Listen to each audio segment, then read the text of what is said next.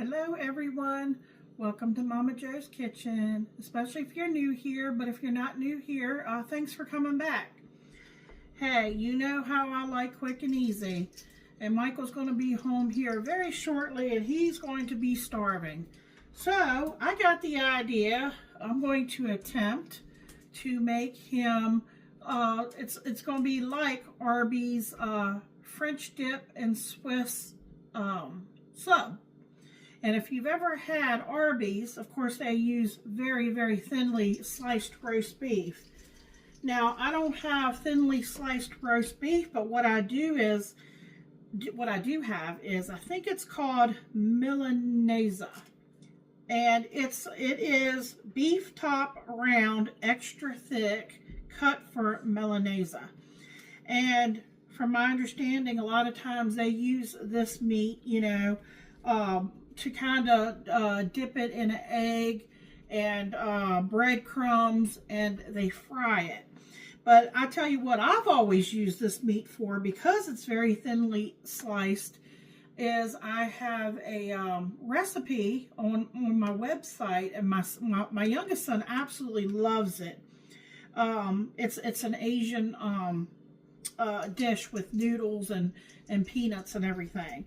And that's on my website if you want to check that out. But today, because this is thinly sliced beef, and I'm going to be kind of doing this, cooking it in a different way that maybe you're not familiar with, maybe you are.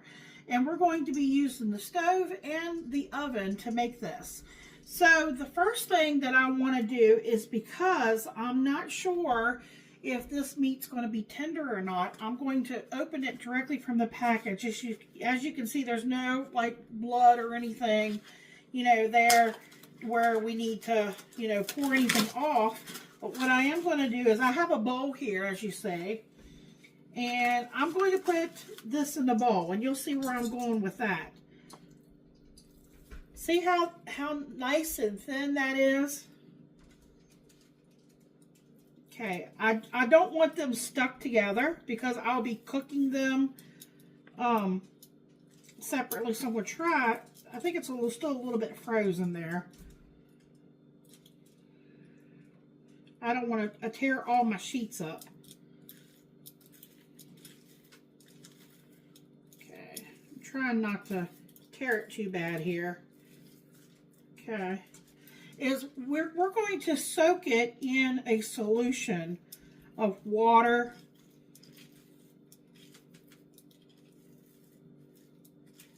I'm trying to not rip my meat here. That's why I got a little distracted there.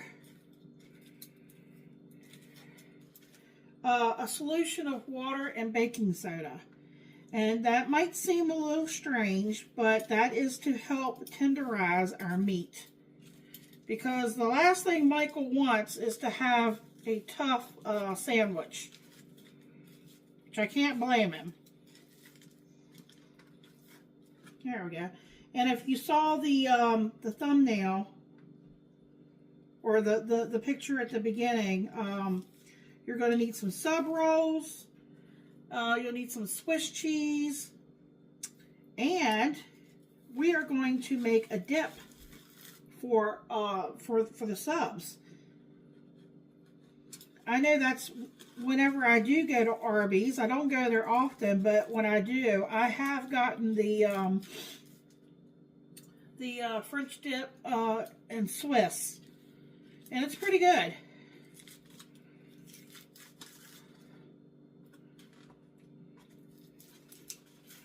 Okay, there, we got it all in there.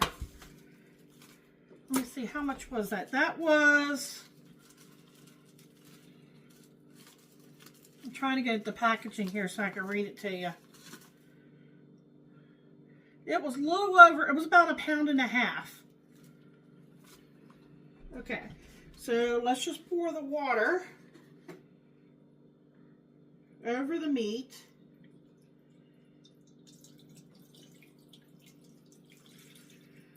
Okay, and then I'm just going to take probably about 2 rounded spoons like this. These are like tablespoons.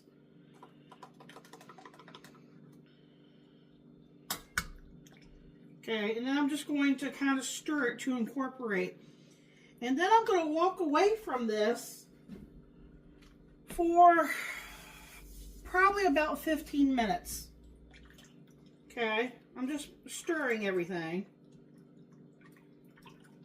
And like I said, that is to help tenderize our meat. And of course, another way to tenderize your meat is to put it on a flat surface and take a mallet to it. But I'm afraid if you did that to this meat, because it's so thinly sliced, there would be nothing left of it. So we're going to go this route. And then I'll come back here and it'll be just a second for you. In about 15 minutes, I'll get this drained off and we'll go to the next step. All right, folks. It's been 15 minutes because I set my timer. And what I did was just pour it off all the liquid here. Still has some here in the bottom. I just dumped out more. But that's okay. We don't need it dry. Now, there's different ways that we could do this, but I'll tell you how I'm going to do it today. Michael and I used to go to a Japanese restaurant in Hagerstown, Maryland. It's a neighboring state of ours. We used to go once a year for our anniversary. And it was called House of Kobe. I think it's still there. We haven't been there in a long time, but one of our most favorite things to get was shabe shabe. I think I said that correctly. It's very, very expensive. 2 people have to order it or they, won't even bring it out to you. And they bring out this great big, I guess it's like a propane cooker. And they set a large pot on top of it, and it has broth, and it has, well, they start to put things into this broth while it's boiling. All different types of vegetables and noodles and different things. And what they do is and it cooks really, really fast. And since I'm talking, and I want to get this going at the same time, let me get my skillet here turned on, and in this skillet I am going to put a can of Campbell's beef consomme in here, and it's condensed, so it's kind of looks like a gel, but it's going to loosen up to a liquid form once it gets heated. Let's see if I need to scrape any of that out. And then we're going to add a can of the Campbell's French onion soup. Now, my husband is not a fan of, like, onions in particular. He likes the taste of onions. But what we're going to do is we're going to be cooking our meat in here. And I know that might sound strange, but really it's not. Because I got this idea from how, like I said, we would go up there and they would get this liquid, boiling, and then they bring you out this great big platter. I mean, when I say big platter, it's a big platter with their Kobe Japanese, very thinly, I mean, even probably thinner than this, long strips of beef. And we would either take your chopsticks or take your fork, and you would take a piece right off of the platter and you put it in that hot boiling liquid, and it would only take like seconds. Especially, depending on how well done you want your beef or how rare you want your beef. So basically, I'm going to get this boiling before I put that in there, but I'm just using this as an example. They would take a strip like this. It wouldn't be this thick, and they would just put it in the hot water and pull it out. And then, you had your rice, and then you had a sauce that you could dip it in. It was absolutely delicious. So I think that will be a really good way to cook this meat because it's already been tenderized. We're going to cook it in this sauce here.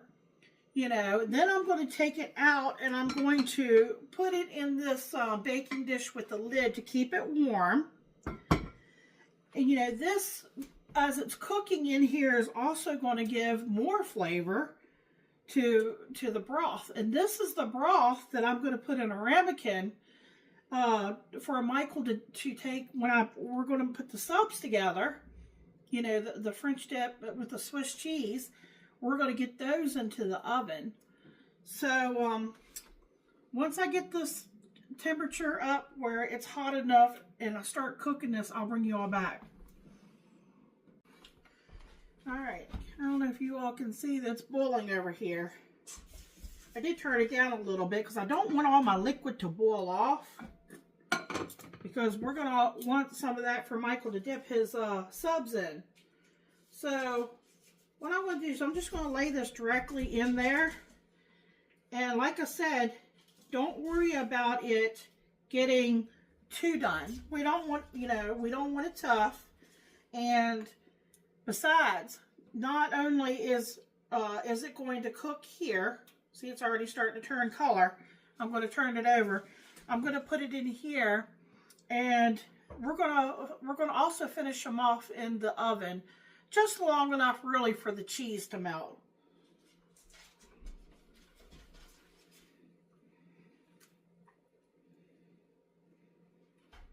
Now that may seem a little strange to you, but to me, since I've seen it done, you know, this way, and you know, I already tasted the Campbell's beef consomme and the French onion mixed together is really, really good. But when I go to put it in Michael's ramekin, I'm going to strain it off because he doesn't want the onion pieces.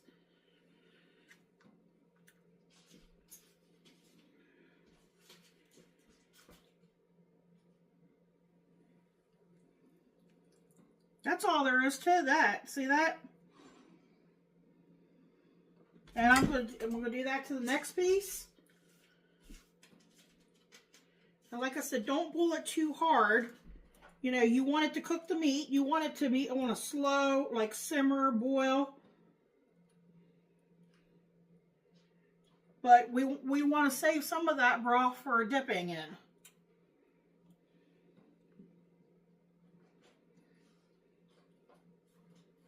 I turned it down. I might turn it back up to 3. With my electric stove, usually a 4, which is supposed to be medium on my stove, actually runs more like a medium high. So then I turned it down, and it's starting to bubble back up again. Like I said, this meat is really thin, so it doesn't take it very long.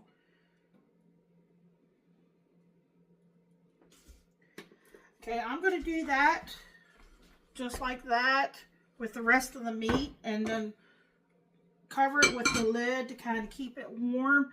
Once I get all that done, and I'll go ahead and get my oven going to 350. Let the oven start getting nice and warm. Get yourself a baking sheet to put once you get your sub rolls done up. I have Swiss cheese here that I've sliced in half, and I'll show you the sub rolls that we're going to use. Or they call them steak rolls. These I think are a perfect size. And we'll get them put together in the oven, and Mike will be back, give you all a taste test. It's that easy. Okay. Hopefully y'all can see what I've done here. I've opened up the sub rolls, and I've got several layers of meat on each sub roll. And then I've taken the cheese and I've sliced them in half, but I'm going to put more cheese here on top too. So that's 3 right there. Michael's he's going to devour them. He's probably going to eat the other. He might eat another 1 or 2 after that. I'm not sure. I want him to have enough cheese. So let me put more cheese on here.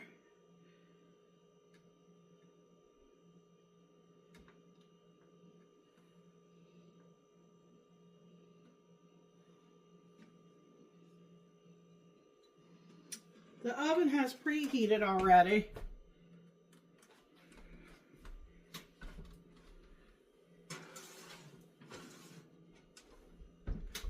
Okay, let me set the timer. I'll check it at 5. It might need a little bit longer. It might be good. And I poured off I took a strainer and poured off what I had left in the skillet. And I've got a little ramekin that I'm going to pour that in. But I might have to heat this back up because Michael's going to want that nice and hot. I'm just waiting for him to get home, and I'm waiting for these the cheese to get melted on his subs, and he'll be glad to give y'all a taste test and see how simple and easy that was. And I still have meat left in here. He could, you know, he's got 3 sub rolls there left, and he might even take it to work tomorrow, you know, for lunch. So we'll see. It just depends on how hungry he is, and he will let you know how it tastes. So I hope you all enjoyed this video and just show you how you can make something simple, easy at home, you know, instead of having to, you know, look how expensive it is to go out to eat. And, you know, it might not be quite as tender as Arby's roast beef is, because they, you know, of course they cook theirs and they slice it on a machine. But, you know, I'm sure this is still going to taste good, and it's going to be very filling. So he'll be back and he'll give you all a taste test, and I thank y'all for watching.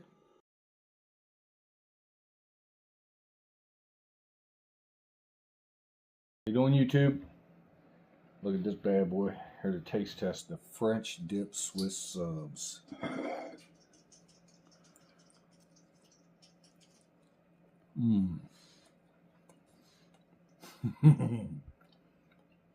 Well, that tops the bacon wrapped corn. That's